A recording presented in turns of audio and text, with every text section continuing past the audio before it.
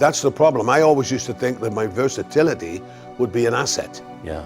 But sometimes, you know, people say, well, what is Tom Jones? Tom Jones performed a song and changed into a different suit in 1975 at a Las Vegas concert. Everyone was astonished, and no one knew what occurred next. People began to boo, throw drinks, and even leave the venue. The enraged mob yelled, "Go home!" and security had to remove him from the premises.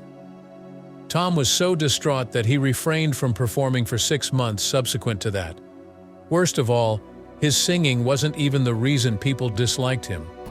There was something far deeper that he concealed for 48 years. Tom Jones came into this world on June 7, 1940, in a little South Welsh town named Treforest, not far from Pontypridd. Like many of the males in his town, his father was a coal miner, and his mother was responsible for keeping the household running. The group was tight-knit, but life was rough. Tom seems to have inherited the musical energy of his family even as a youngster.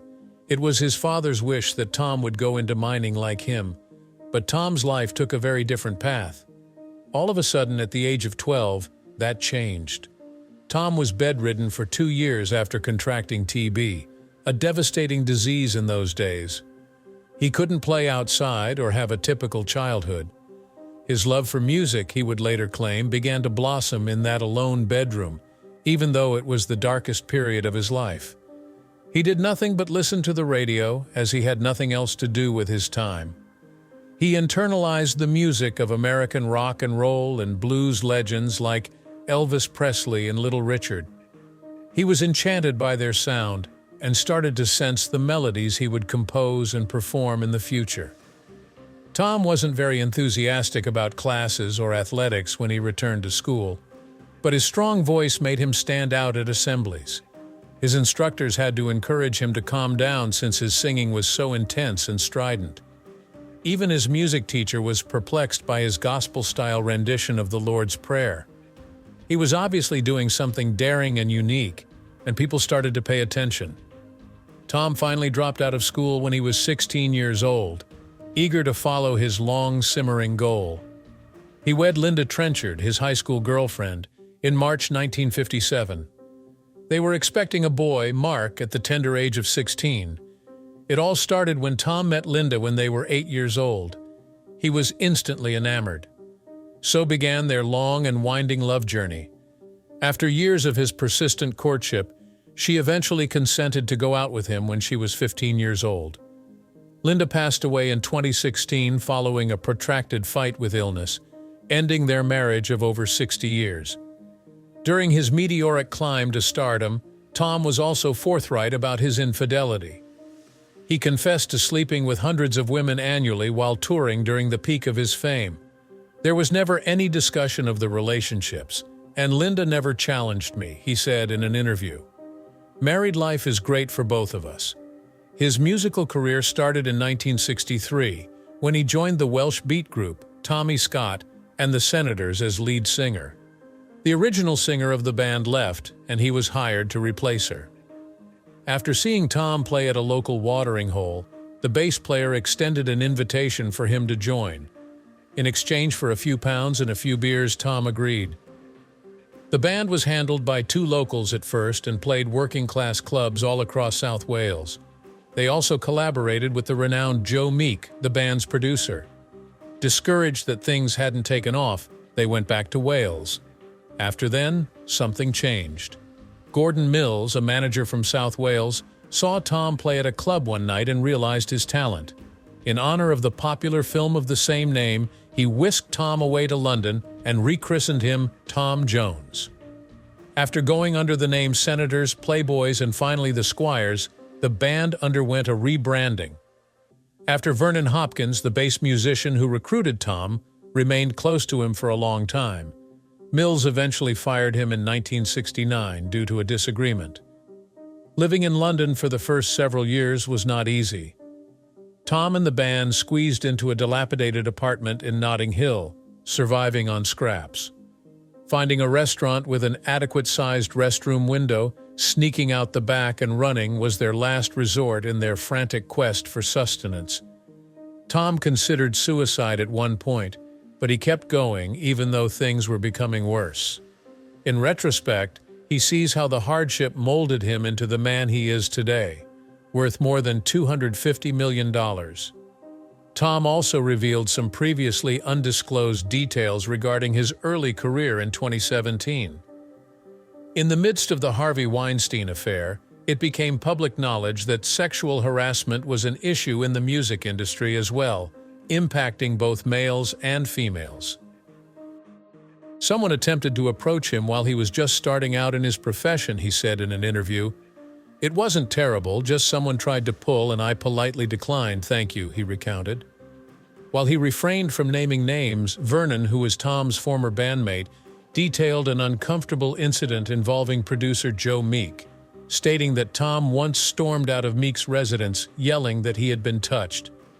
Even though Tom felt bad about what happened, he decided to just walk away and not interact with that individual again. Gordon Mills entered a modest Welsh nightclub in 1964. Even if he is still on the path to stardom, Mills, a songwriter with a handful of successes, felt something extraordinary that evening. Thomas Jones Woodward, a youthful Welsh singer, took the stage with his band, the Senators, portraying the character Tommy Scott. The tremendous strength of the 24-year-song-old's delivery stunned Mills. There was an irresistible quality to him, even though he lacked polish. Mills persuaded the teen singer to change his look from teen club to elegant tuxedo and use the name Tom Jones. He was the ideal fit for the name, which was derived from a well-known film.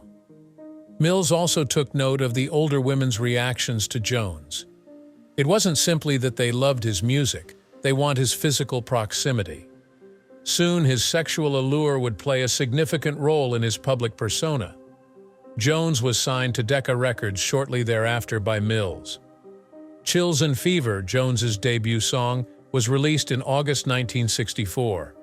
There was no dramatic impact, even though there ought to have been. The recording session was a disaster, and Joe Meek, the original producer, made many unreleased versions.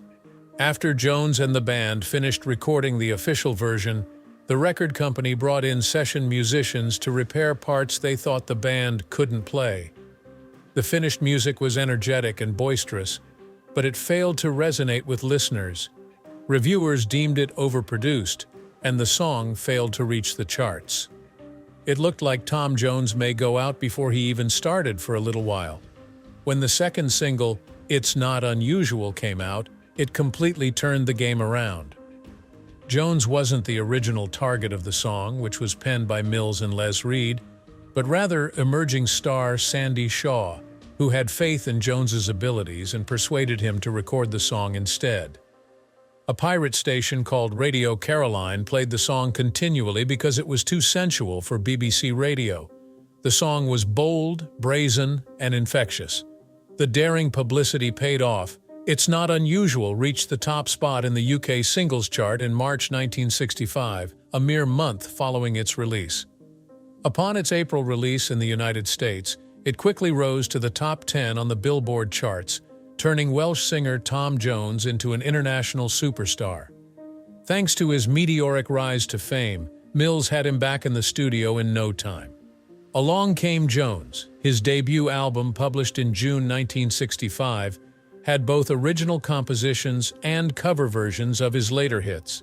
It peaked at number 11 in the UK album charts, even though Once Upon a Time, his subsequent song, only reached number 32. It maintained his visibility to the public. Then his vocal range was on full display in the gentle rendition of an ancient ballad titled With These Hands, which did better. The request to have Tom Jones record What's New Pussycat came in 1965, with Peter Sellers and Woody Allen in the lead roles. He was originally hesitant to perform it, since he thought the music was offbeat and unsuited to him. Jones would rather perform soulful songs by artists like Otis Redding or Wilson Pickett than an eccentric pop song. He went so far as to say, "Christ, for what in the name of God do they want me to sing this? But I need a big voice for this crazy song," legendary composer Bert Burns argued. After some back and forth, Jones decided to lend his authoritative voice to the picture.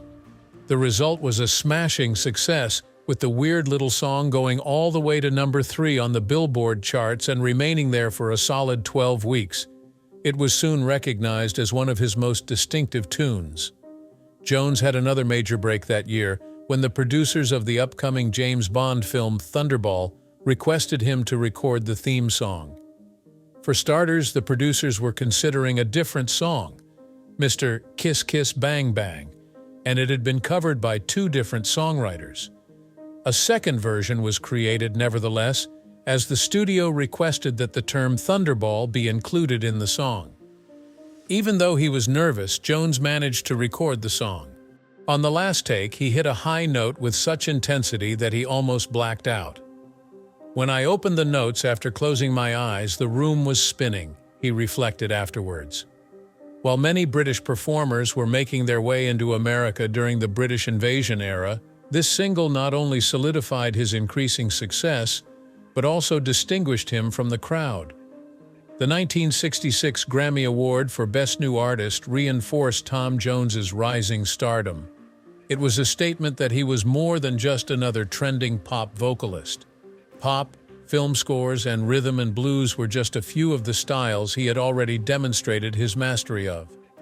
The Grammy victory opened many doors, particularly in the United States, where Jones would soon start playing in Las Vegas, and his manager, Gordon Mills, was already making plans for his long-term success. But not everyone fell for his seductive persona. His wildly energetic performances were too much for some crowds, particularly when female fans began tossing their undergarments onto the platform. Both Jones and his management realized that he needed to modify his image if he wanted to keep his career going, so they made the shift in 1966. In that same year, he released Green Grass of Home, a country ballad that was softer and more emotionally raw than his previous work. The song revealed a new, more vulnerable side of Jones and was a huge success, returning him to the top of the UK charts and reviving his fame in the US. 2 years down the road, he dropped Delilah, a dramatic ballad about murder and envy. Despite the heavy subject matter, the composition and performance by Jones made the song unforgettable. It reached number 2 in the UK and is regarded as one of his most famous performances. He went from being seen as a mere heartthrob to a genuine artist with depth and breadth thanks to these achievements, which transformed his public image. This is Tom Jones. Jones's television show premiered in 1969 and marked a turning point in his career.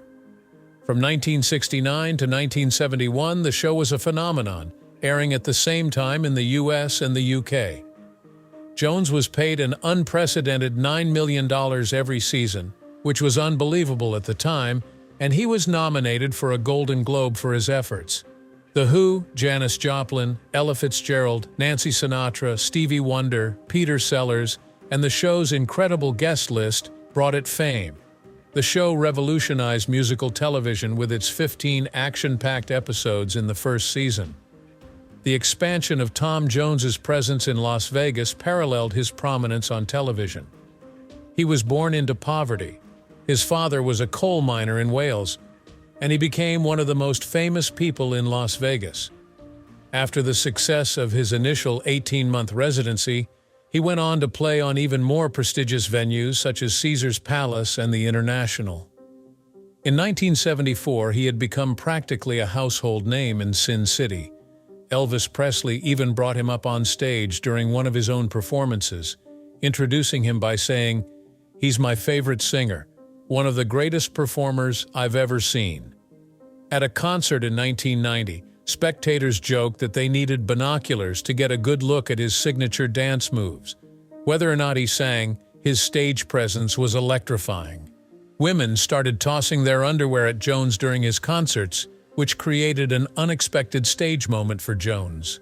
In 1968, when performing at the Copacabana in New York, Elvis began a custom when many women offered him napkins to dry his face after he perspired heavily.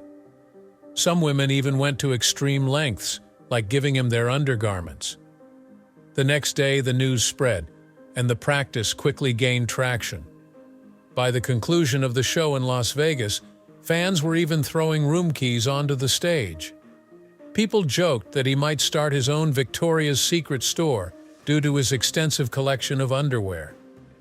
The lore around this peculiar occurrence persisted far into the 1990s, when several admirers ironically admitted to have considered participating. Tom Jones and Elvis Presley were close friends during this time.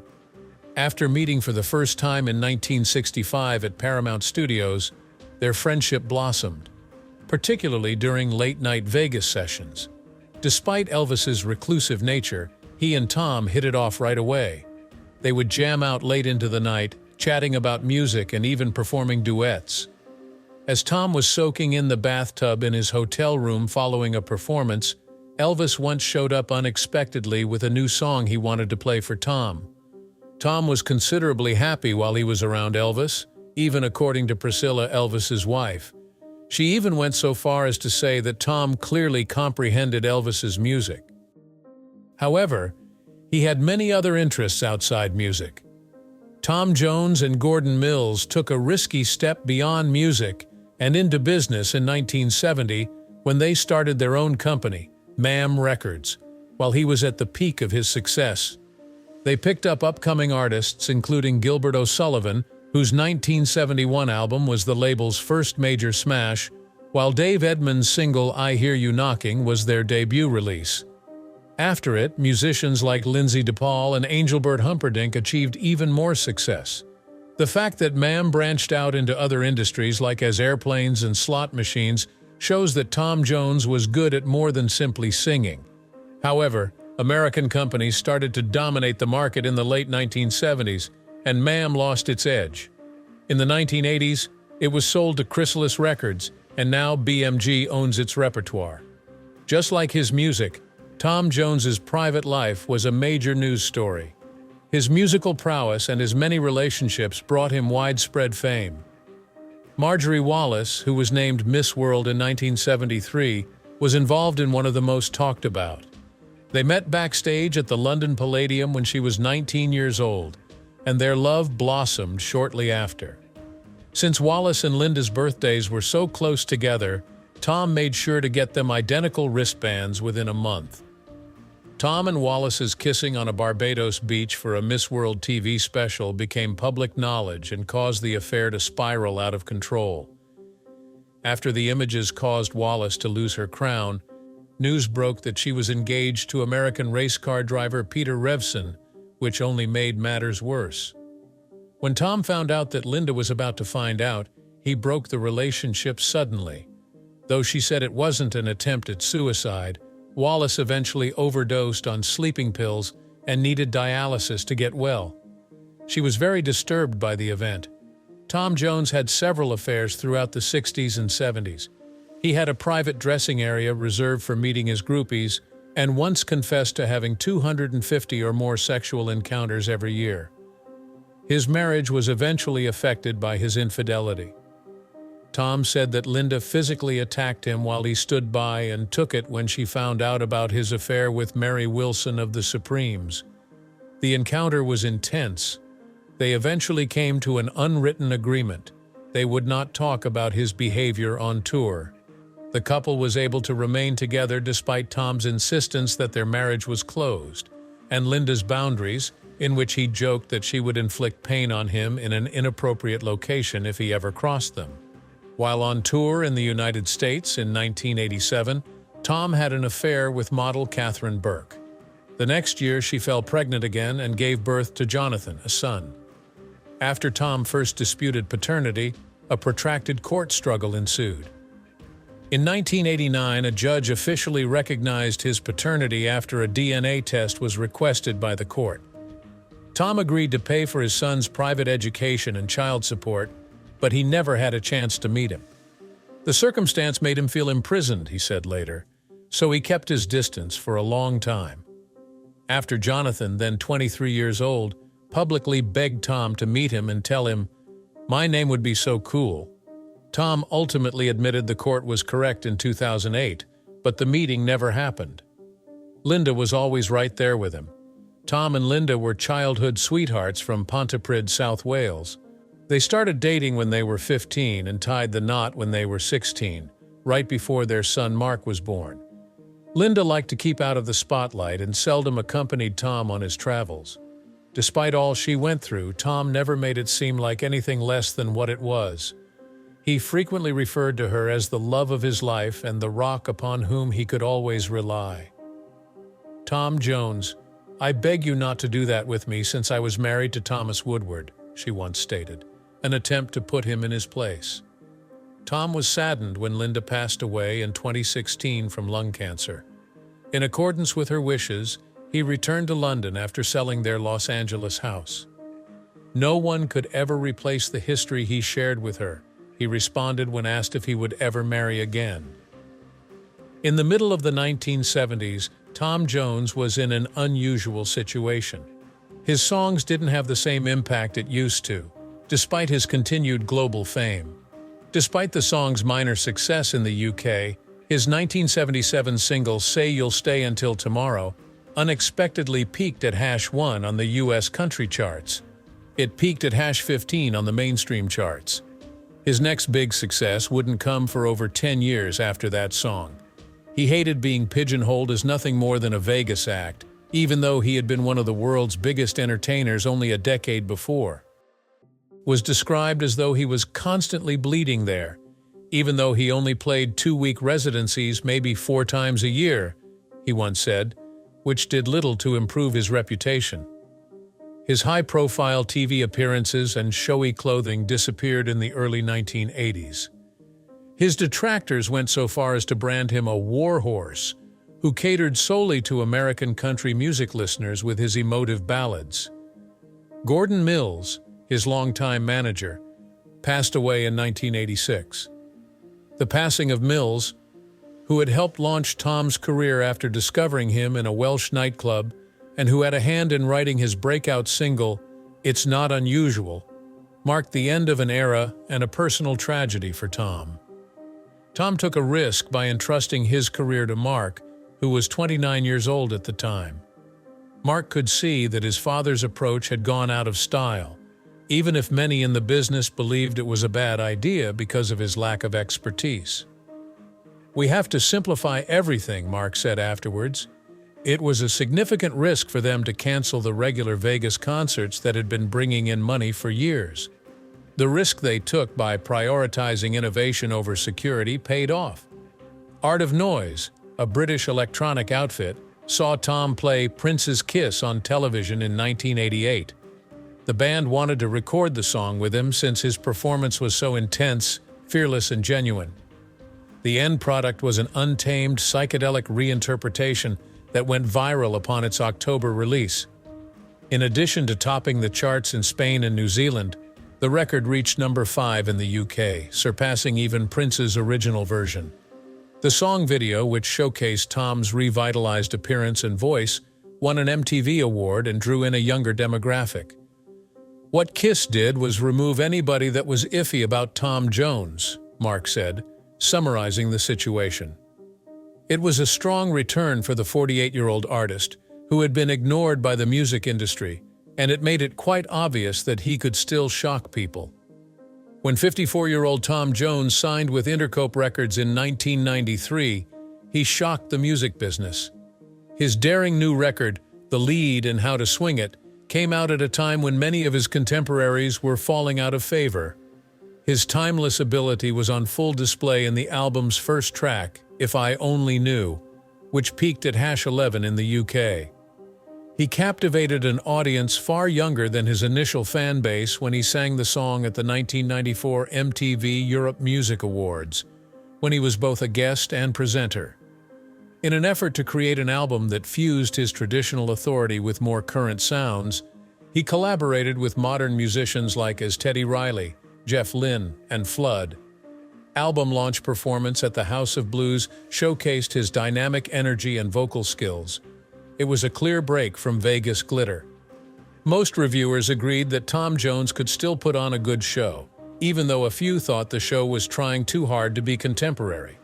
Then, in 1999, they released Reload, a stunning return. With 4 million copies sold globally and 5 UK top 40 singles produced, the album reached #1 in the UK on 2 separate occasions, 1999 and 2000.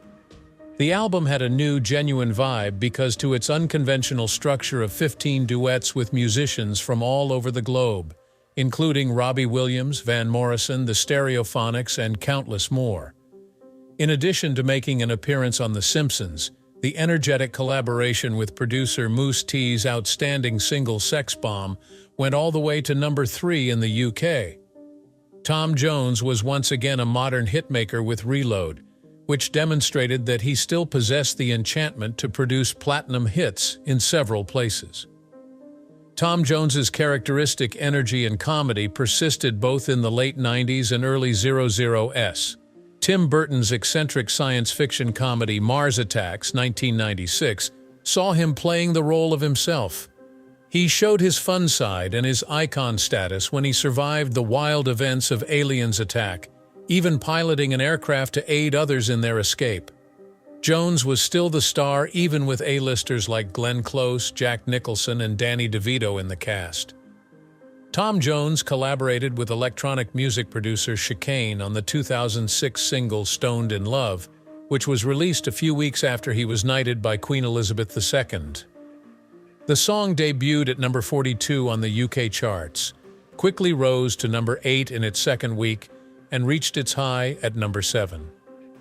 Jones was one of numerous Welsh vocalists that Chicane considered while looking for a performer that could hit strong high notes without using falsetto.